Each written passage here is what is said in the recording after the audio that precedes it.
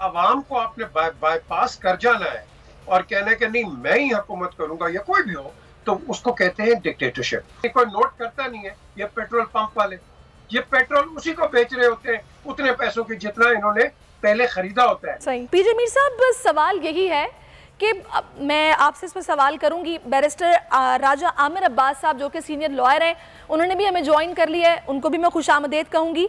जी पीजे मीर साहब, मुझे ये बताइएगा कि आप क्या देख रहे हैं। वैसे तो हम देख रहे हैं कि शेख रशीद ने कहा है अक्टूबर नवंबर इलेक्शन के महीने हैं, आपको लगता है कि डेट अनाउंस हो जाएगी और जैसे पीटीआई चाह रही है वैसा माहौल बन जाएगा?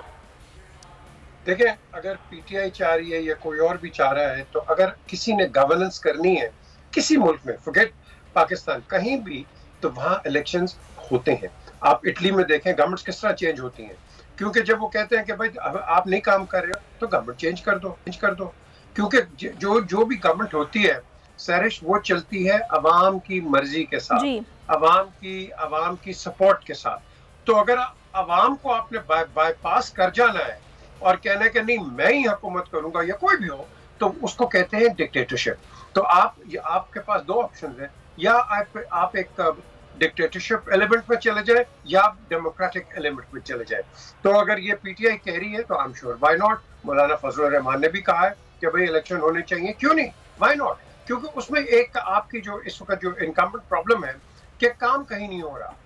हर बंदा अपनी पोजीशन, अपना नाम, अपने कारनामे छुपाने में लगा हुआ है या बढ़ाने में लगा हुआ है।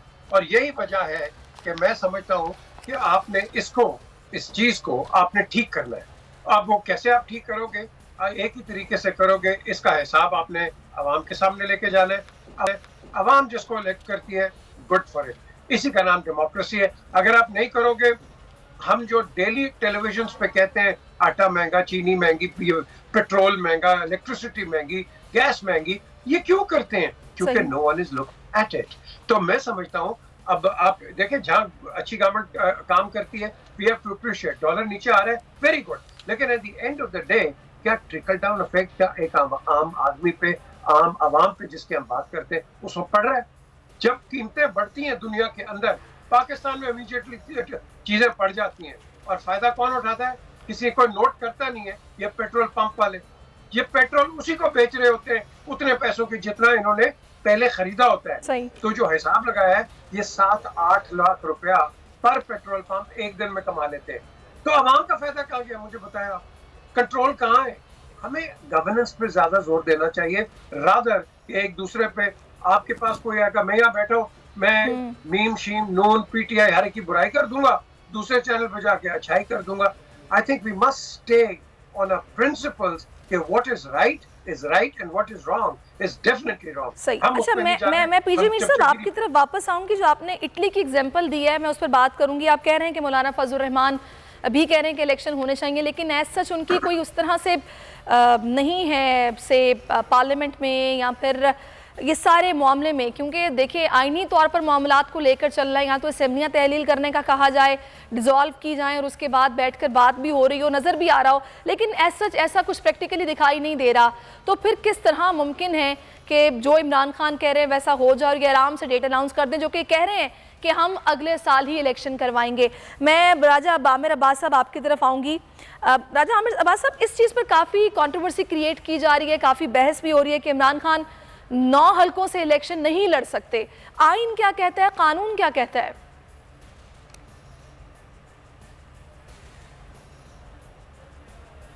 ये मीर साहब ने अभी बातें की बड़ी बुकिश और बड़ी थियोरेटिकल कि जनाब अगर गवर्नमेंट काम नहीं करी तो इसे चेंज कर दें, रिमूव कर दें, इलेक्शन हो जाए। जितने भी तरक्की पजीर ममालिक हैं या तरक्की याफ्ता ममालिक हैं, ऐसा ही होता है। लेकिन अनफॉर्चुनेटली यहाँ अपोजिट हुआ कि जो गवर्नमेंट सही काम करी थी, जिसके दौर में तमाम आपके जो इशारिया थे, जितने भी इंडिकेटर्स थे, चाहे ब्लूमबर्ग की बात करें, चाहे आप पॉलिटिकली देखें, चाहे आप अपनी इम्पोर्ट्स कम हुई थी, आप उसके बाद बजट डेफिसिट देखें, तमाम चीजें एक प्रोग्रेस की तरफ जा रही थी। आपका ग्रोथ रेट 6% पे आया हुआ था।